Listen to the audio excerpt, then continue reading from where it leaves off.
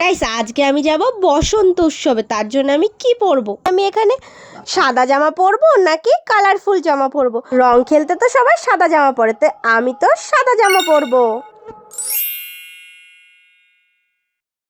Foundation লাগাবো নাকি আমি সানস্ক্রিন লাগাবো? মেকআপের কোনো দরকারই পড়ে না, কারণ রং মেখে এমনি ভূত হয়ে যাব, তাই আমি তো খালি সানস্ক্রিন লাগাবো। ব্লাশ লাগাবো নাকি হাইলাইটার লাগাবো?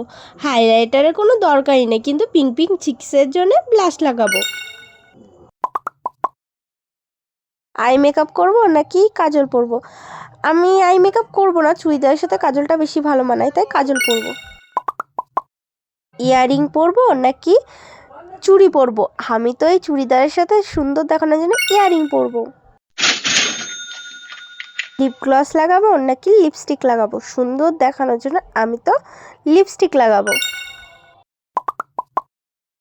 আমি তো বসন্ত উৎসবে যাওয়ার জন্য একদম রেডি হয়ে গেছি। যদি তোমাদের ভিডিওটা ভালো লেগে থাকে তাহলে চ্যানেলটাকে সাবস্ক্রাইব করে ঝটপট কালারফুল হার্ট কমেন্ট করে দিও, আর কমেন্টে লিখে যেও হ্যাপি হোলি, টাটা।